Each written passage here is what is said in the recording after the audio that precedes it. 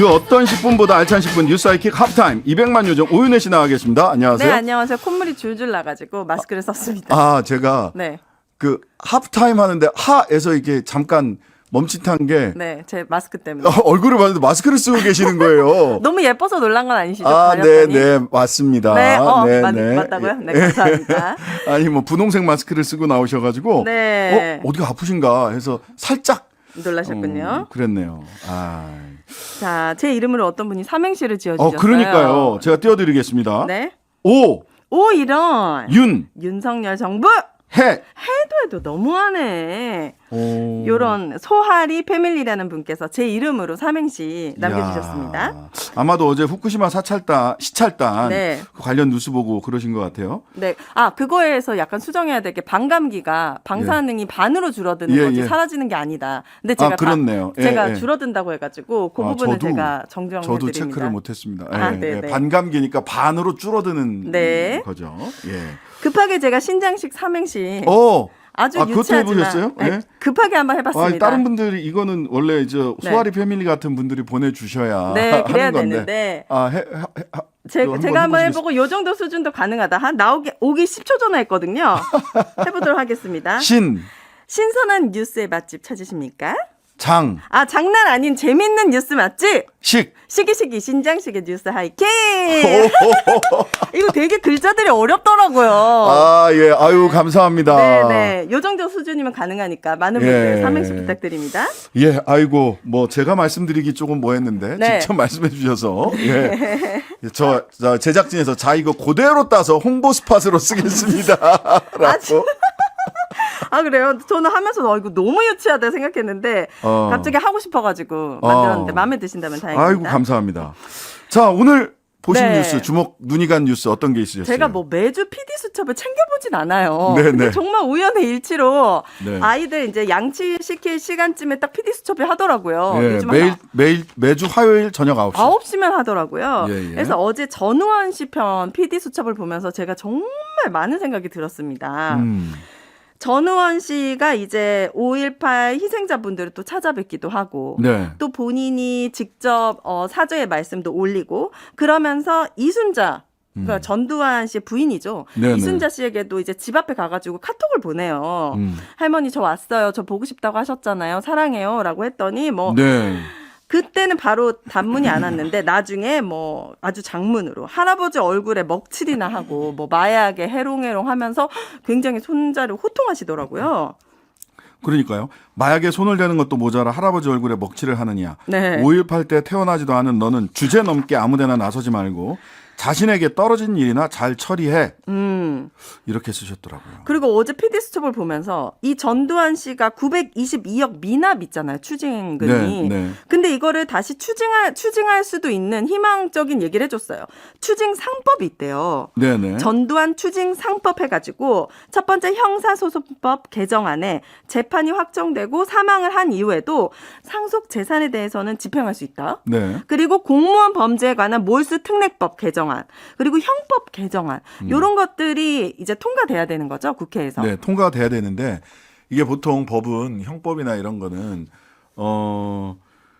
어느 시점부터 적용할 거냐. 법이 통과됐을 때 네. 그 시점부터 적용이 되는 거라서 전두환 씨가 이미 사망을 했기 때문에 소급해서 소급 적용을 할 수가 있느냐라고 하는 문제가 있어요. 그래서 소급 적용을 하는 것은 제가 보기엔 쉽지 않아 보이고요. 아, 그래요? 예, 그러니까 이 재산이 실제로는 전두환 씨 재산인데 다른 사람 명의로 은닉되어 있다라고 하는 점이 밝혀져야 가능합니다. 그러니까 지금 그냥 무조건 뒤로 그 소급 적용은 쉽지 않고요. 그래서 네. 3법. 그러니까 앞으로는 전두환 같은 사건을 제2의 전두환 같은 일이 벌어지지 않도록 막을 수는 있는데 네. 소급해서 적용하기는 근데 쉽지 않습니다. 이름을 왜 전두환 추징 3법이라고 한 거예요? 앞으로 전두환 같은 사람들은 만들지 않겠다라고 하는 취지일 수 있고요. 모르겠습니다. 사실 이 법에다가 사실은 법은 만들기 나름이라서 소급해서 전두환 때부터 적용을 한다. 이렇게 할 수도 있어요. 국민들의 민심은 당연히 전두환 씨가 정말 얼마나 중고등학생 할 것 없이 민간인들까지 무참히 국민들을 향해 발표했고 찾아보니까 사망자 163명을 포함해가지고 공식적으로 인정된 것만 네, 그렇죠. 무려 5,189명의 피해를 입은 어마어마한 사건의 가해자입니다. 최근에 그리고 그런데 이제 그 전두환 추징 3법과 관련해서는 그렇게 이제 부칙을 만들거나 네. 법 조문에 전두환도 적용한다. 일시를 특정을 하면 저는 반드시 전두환 씨 측에서 헌법 소원을 할 거라고 봅니다. 이거 위헌이다. 소급 입법 금지 원칙에 근데 29만 원인가밖에 없다고 했었는데 예. 아직도 연희동 그 저택에서 예. 살고 있고 예. 자식들 이름으로도 보니까 이 전우원 씨 이름으로도 비상장 주식이 이미 가입돼 있더라고요. 예. 본인도 예. 몰랐어. 예, 그러니까요. 그러면서 이제 뭐 이렇게 세금도 그 자리에서 본인이 6천만 원인가? 예, 내기도 했고 그랬죠. 네. 그다음에 어제 진술에서 어제 PD수첩에서 재밌었던 것은 소위 그 전우원 씨의 어머니, 네, 인터뷰 친어머니가 인터뷰를 쭉 하면서 굉장히 구체적으로 진술을 해요. 시아버지, 그 전두환 씨 서재에는 돈 세는 기계가 있었고 며느리 3명이서 신권과 국권을 섞어 100만 원씩 묻고 왜 신권과 국권을 섞었을까요? 1년 번호가 있으면 추적이 가능해져요. 현금도. 아, 그래요? 1년 번호를 뒤섞는 겁니다. 그래서 이 돈이 어디서 나왔는지를 모르게 하는 정말 거예요. 치밀하네요. 네, 그렇죠. 신권만 있으면 번호가 1번부터 쭉 이렇게 쭉 1년 번호가 네. 쭉 이렇게 그렇게 되면 1년 번호가 쭉 있으면 연속되면 찾을 수가 있거든요. 그러니까 신권과 국권을 섞어서 이게 1년 번호로 추적을 못하게 하는 거죠. 묻고 그걸 다시 1,000만 원 다발로 만드는 작업을 같이 한 적이 몇 번 있다. 그러니까 며느리들이 모여가지고 돈다발을 그렇게 다 만들었다는 거잖아요. 신권하고 국권 섞어서. 그리고 이 어머니의 증언에 이르려면 그 벽이랑 이쪽에 다 현금으로 가득했다는 거 아니에요. 네. 지하에 들어가면은. 쇼핑백에 현금을 담아서 들고 나가는 것도 봤고 그다음에 책장처럼 이렇게 쭉쭉쭉 이렇게 만들어서 네. 거기다가 차곡차곡 보관을 하고 있었다. 그랬더니 전재용 씨, 그러니까 전우원 씨 아버지. 네, 아버지죠. 그리고 말씀하신 전 남편 이분이 당시에 비자금이 없었다는 말을 하는 게 아니다. 비자금 없었다고 차마 얘기를 못 하는 거예요. 네. 어린 며느리 앞에서 그런 거를 보여줬을 리가 없다. 아휴, 이거 친아빠 맞습니까? 지금 아들까지도 약간 이렇게 부정하더라고요. 걔가 뭐 우울증을 앓고 있다. 제정신이 네. 아니다. 그런데 그 어제 되게 인상적이었던 게 전우원 씨가 눈물을 흘리면서 공원에 앉아 있을 때 네. 6학년으로 보이는 친구들이 와가지고 네, 네, 네. 아저씨 괜찮아요. 전두환 씨가 잘못한 거지 아저씨가 잘못한 거 아니잖아요. 아이고 세상에. 라고 하면서 위로를 해주는 거에 우원 씨가 정말 오랜만에 아이들의 순수한 위로에 활짝 웃는 모습을 보면서 네, 네. 진짜 아이들의 순수한 마음이 조금 부럽기도 하고 그 시선으로 우리가 바라봐야 되지 않을까 이 전우원 씨를. 댓글에 계속 이거 뭐 마약쟁이부터 해가지고 굉장히 그 사람이 그 잘못을 했으면 그 부분에 대해서 처벌을 받는 게 맞지만 그건 뭐 당연하죠. 그 사람의 모든 뭐 사과라든지 행동 모든 것들을 부정당하는 것 같은 느낌이 들어가지고 주로 이 정부 들어서 뭐 이거는 뭐 그 고등학생들이나 중학생들 논리나 논술 시험 공부를 할 때 네. 메신저를 공격하는 건 오류다라고 얘기를 하거든요. 메신저 전우원 씨가 한 이야기가 사실인지 아닌지. 아니 그분이 본인도 얘기하잖아요. 마약한 것에 대해서는 충분히 내가 법적 책임을 지겠다. 그러면 네. 그건 그거예요.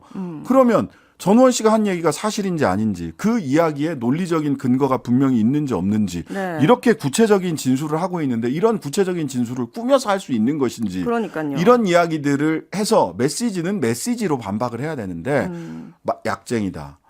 그다음에 뭐 한동훈 법무부 장관 참여연대가 무슨 중립적인 단체냐. 네. 송기호 변호사 당신은 ISDS 한 번도 해본 적 없잖아. 그건 정부가 나가서 하는 거예요. 네. 그다음에 민주당 공천 신청했던 사람이자 전형적으로 계속해서 메신저를 공격하는 방식으로 해요. 네. 예. 그러니까 우리 지지자들이 조금 더 저는 극소수의 무지성도 있지만 대다수의 지지자분들은 되게 지성적이고 상식적이라고 생각하거든요. 네. 그 사람이 잘못한 부분에 있어서 우리가 굉장히 비판하고 나와 의견이 다르다고 할 수 있지만 그것 때문에 그 사람이 걸어온 모든 것들을 부정하고 폄훼하는 거는 우리가 맞습니다. 진짜 지양해야 된다. 네, 네. 안 그러면은 진짜 어떤 질타 비판도 귀뚱으로 듣는 이런 전두환 같은 악질 같은 사람들만 남아가지고 그냥 우리가 지배당할 수도 있기 때문에. 최근에 뉴스에서 그냥 쓱 지나가긴 했는데 최근에 실제로 전부터 소위 군인들의 그 집단 성폭행과 관련된 의혹이 제기됐고 네. 거기에 대해서 조사를 진행을 했는데 최소한 2사람 고등학생을 포함해서 최소한 현재까지 사실관계 확인된 게 네.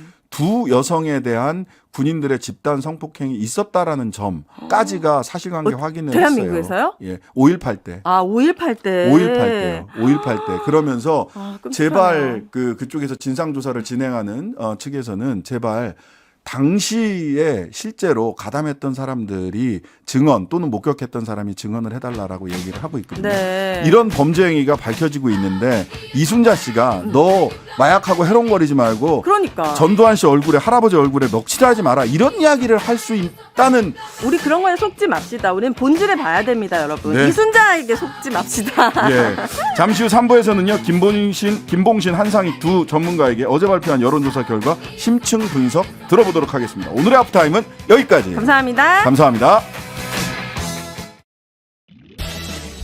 하루 종일 기다려지는 진짜 시사. 평일 저녁 6시 5분 신장식의 뉴스 하이킥.